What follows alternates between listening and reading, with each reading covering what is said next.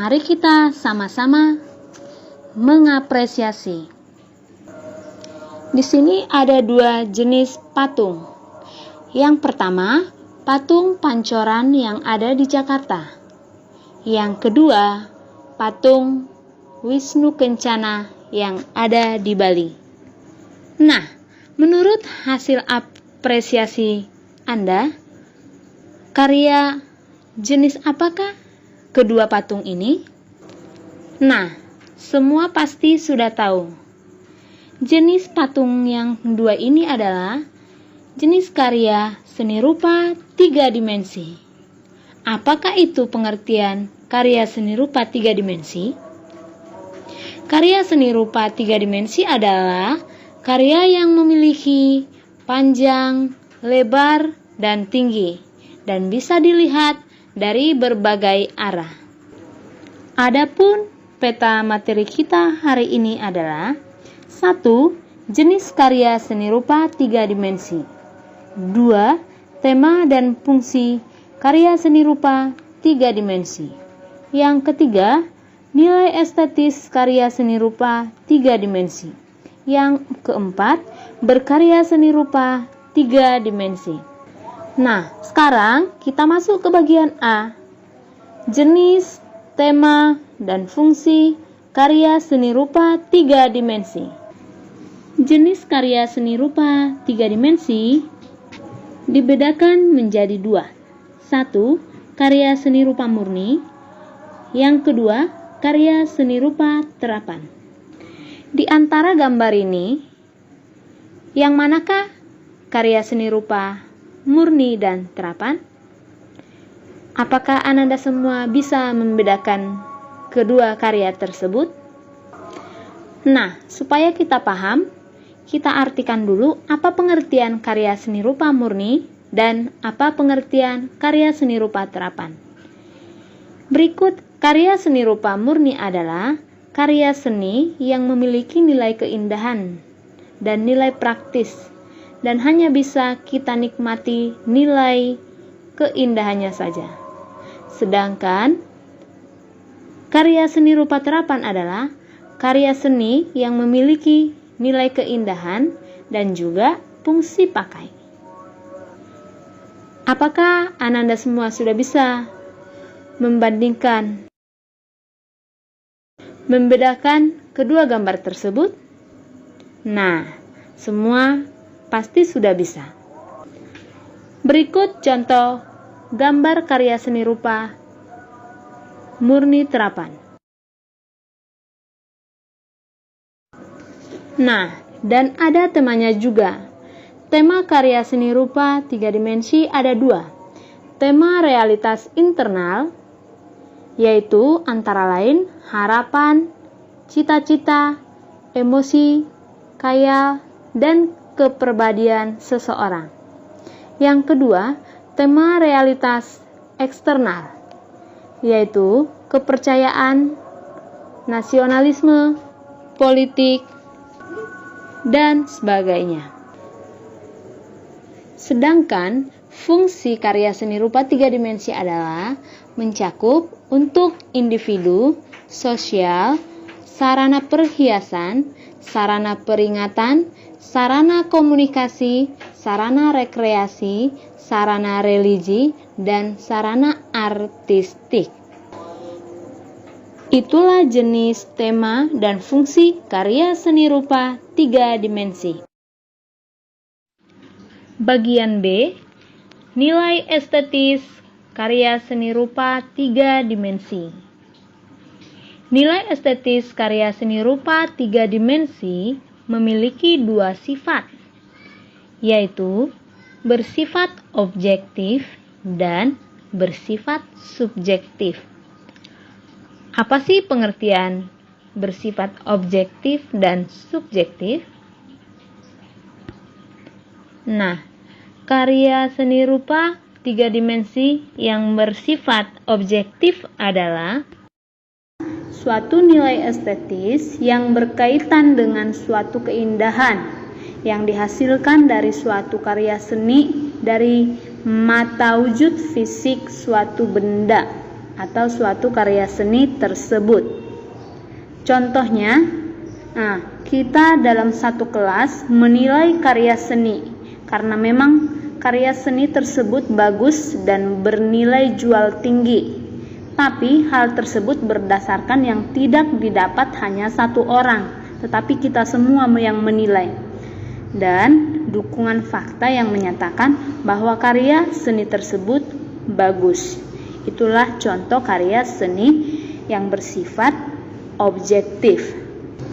Sedangkan nilai estetis bersifat subjektif adalah sifat yang tergantung kepada individu atau seseorang memandang nilai estetik dari suatu karya seni, karena setiap individu memiliki penilaian yang berbeda.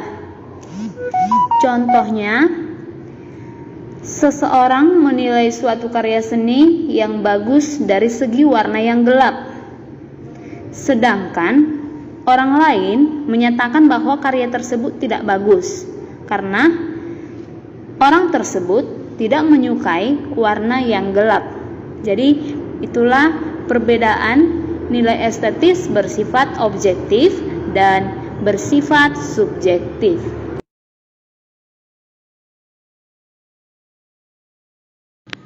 Selain itu juga dalam berkarya seni rupa 3 dimensi ada juga yang namanya stilasi, distorsi, deformasi, dan transformasi.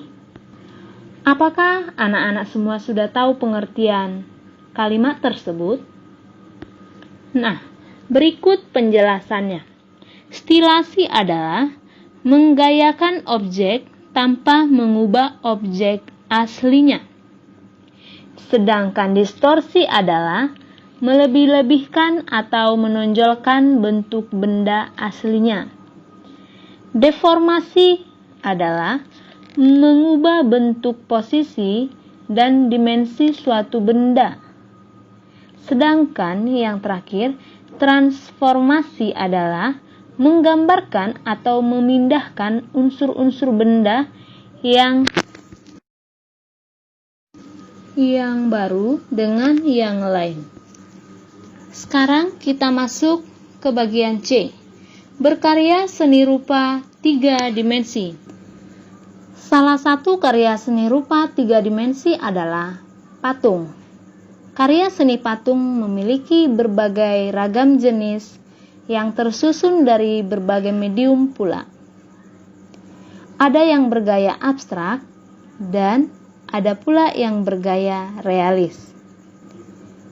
Kalian bisa bedakan yang manakah patung bergaya abstrak dan yang manakah patung bergaya realis? Berikut gambar patung tersebut. Nah, dalam berkarya seni rupa 3 dimensi, kita